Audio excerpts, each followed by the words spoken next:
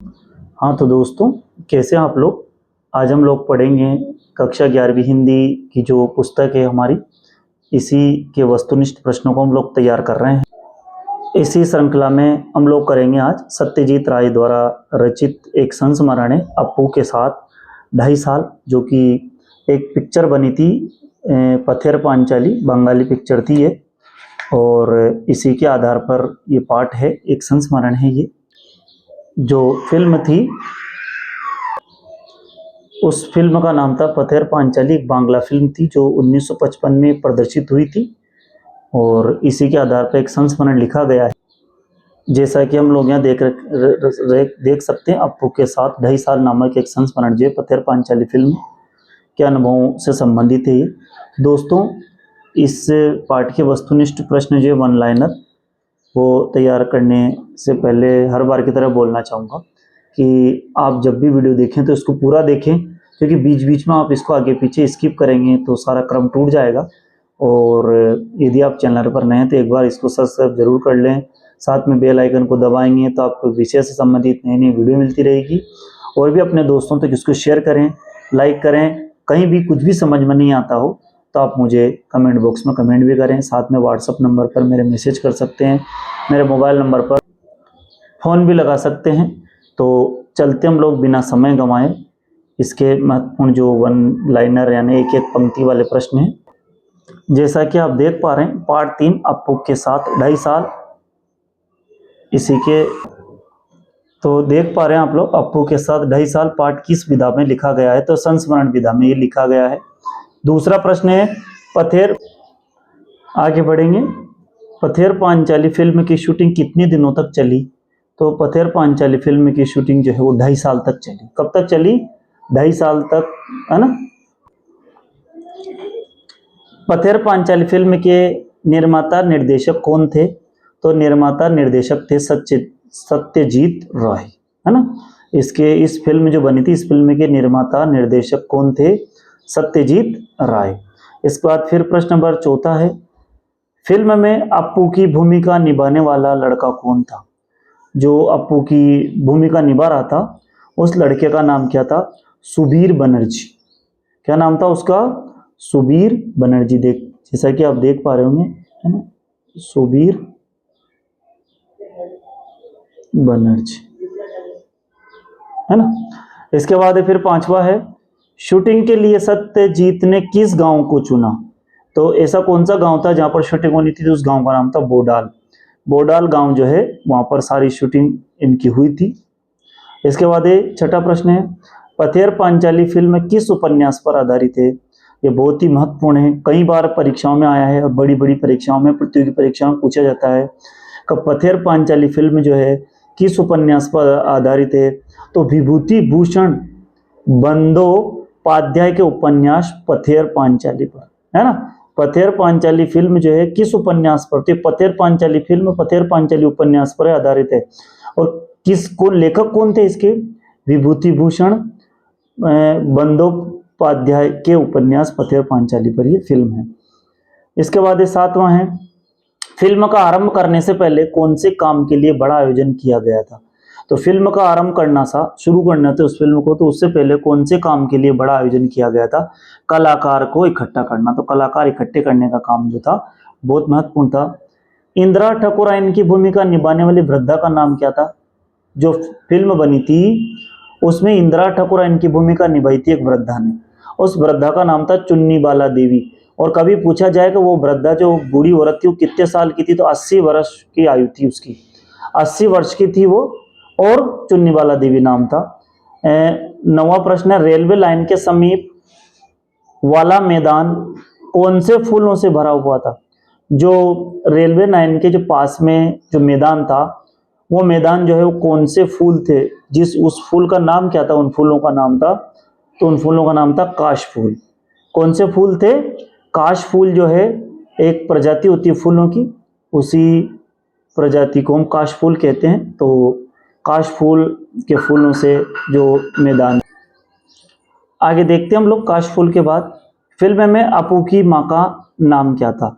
सर्वजया। ये बहुत ही महत्वपूर्ण प्रश्न है और कई जगह पूछा गया है ये, कि जो अप्पू की माँ थी उसका नाम क्या था? सर्वजया जो है अप्पू की माँ का नाम था। ये सारे के सारे बहुत महत्वपूर्ण प्रश्न हैं और जो अभी तक पूछे गए, है ना, इस बात का ध्यान रखेंगे अपन लोग।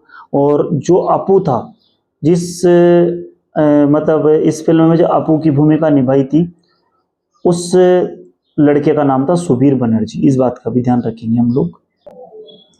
आगे है ये, फिल्म में मिठाई वाले की भूमिका निभाने वाले का नाम क्या था? अब इस पिक्चर में एक व्यक्ति ने मिठाई वाला भी बना था, वो मिठाई बेचने वाला बना था, जिसमें छोटे छोटे बच्चे उससे मिठाई खरीदते हैं। तो जो मिठाई वाला था उनका नाम था श्रीनिवास। और आप इनके बारे में बता दूं कि ये फिल्म में दो व्यक्तियों को श्रीनिवास बनाया गया। एक व्यक्ति का चेहरा बताया गया था और एक की पीठ, क्योंकि बीच में ही श्रीनिवास जो उनका देहावसान हो गया था। तो फिर दूसरा श्रीनिवास उसी कटकाठी जो उसी मतलब शरीर का कटकाठी का मिला और उनको फिर श्रीनिवास बनाया गया, लेकिन चेहरा नहीं मिला था तो उनकी पीठ दिखाई गई थी बाद में। प्रश्न नंबर 12 है, फिल्म में काम करने वाले पहले कुत्तों का नाम क्या था? कुत्ते का नाम क्या था? भूलो। और मैं आपको बता दूं कि भूलो कुत्ता जो था, ये भी इसमें भी दो कुत्ते का उपयोग किया गया था। भूलो जैसा ही दिखने वाला कुत्ता दूसरा लिया गया था, क्योंकि इस फिल्म को बनाने में बहुत ही समस्याओं का सामना करना पड़ा था।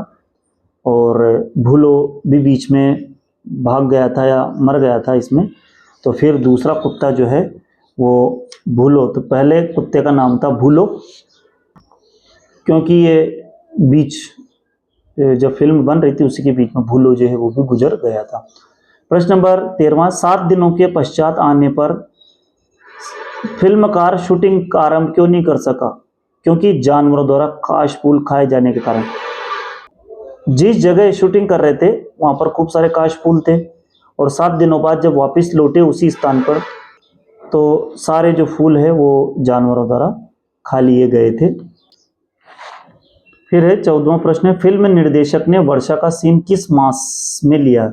अक्टूबर में, क्योंकि बरसात आ गई और उन्हें बरसात का सीन लेना था, लेकिन उनके पास पैसों की व्यवस्था नहीं हुई और बाद में फिर अक्टूबर में उसको पूरा किया उस सीन।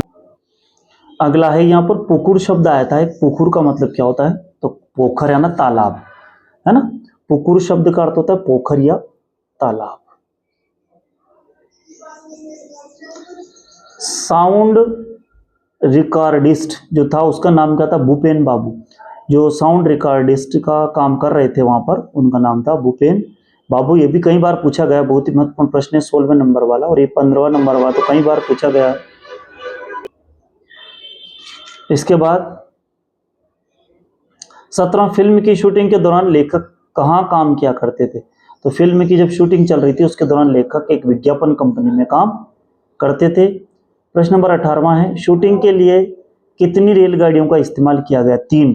इसमें रेलगाड़ी का भी उपयोग किया गया, तो बार बार 3 रेलगाड़ियां जो थी इस पूरी शूटिंग में, पूरी फिल्म में 3 रेलगाड़ियों का उपयोग किया गया। इसके बाद फिर भारत सरकार ने सत्यजीत रॉय को किस सम्मान से सम्मानित किया गया? भारत रत्न।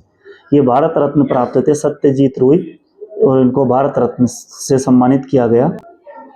इसके बाद फिर काश फूलों का मैदान स्थित था कहाँ पर? रेल लाइन के पास। जो रेल लाइन थी, मतलब रेलवे स्टेशन के आसपास थे ये। इसके बाद फिर रेल लाइन के आसपास काश फूलों के मैदान थे जहाँ रेल की पटरियां निकल रही थी। और प्रश्न नंबर 21वां और अंतिम प्रश्न है, फिल्म में अप्पू की बहन का नाम क्या था? दुर्गा। तो दुर्गा और अप्पू दोनों भाई बहन थे जो मिठाई खरीदते थे, और इसमें पूरी फिल्म में उन्होंने भाग लिया। तो ये 21वां प्रश्न है और अंतिम प्रश्न है ये, फिल्म में अप्पू की बहन का नाम था दुर्गा। तो दोस्तों ये बहुत ही महत्वपूर्ण प्रश्न है सारे के सारे, जो कि मैंने आपके सामने रखे हैं, और इससे बाहर आपकी परीक्षा में कोई भी प्रश्न नहीं आएगा। चाहे तो आप इसकी स्क्रीनशॉट भी ले सकते हैं और इसको एक एक अच्छी तरह से तैयार कर लें, क्योंकि ये परीक्षा की दृष्टि से बहुत ही महत्वपूर्ण प्रश्न हैं ये आपके लिए। तो मैं आशा करता हूँ कि आपको बहुत अच्छा समझ में आया होगा, और इसके बाद हम लोग फिर अगली वीडियो की ओर चलेंगे। तो इसमें इतने महत्वपूर्ण प्रश्न थे, है ना। तो देखते हैं हम लोग इसमें। ये सत्यजीत रॉय जो है इन्हें भारत रत्न प्राप्त हुआ है, और इनका फिल्म जगत में बहुत महत्वपूर्ण स्थान था। और इनके कुछ यहाँ पर अपराजिता, अप्पू का संसार, जल सागर, देवी चारुलता, महानगर, गोपी गायन, ये आदि इनकी कई सारी कृतियां थी जो कि और इन्होंने एक पथेर पांचाली फिल्म के बारे में जिक्र हुआ है, बांग्ला भाषा की थी, जो 1955 में प्रदर्शित हुई थी, है ना, ध्यान रखेंगे। और अंतर्राष्ट्रीय स्तर पर प्रतिष्ठा प्राप्त करने वाला इन्हें भारतीय निर्देशक इस पिक्चर ने, इस फिल्म ने बना दिया था। ठीक है, तो इस बार इनको जीवन ऑस्कर और भारत रत्न जैसे महत्वपूर्ण जो है इन्हें सम्मान भी प्राप्त हुए। तो दोस्तों, आप लगातार बने रहें चैनल पर, और अब हम चलते हैं अगली वीडियो की ओर। ये वीडियो देखने के लिए आप सभी दोस्तों का बहुत बहुत धन्यवाद।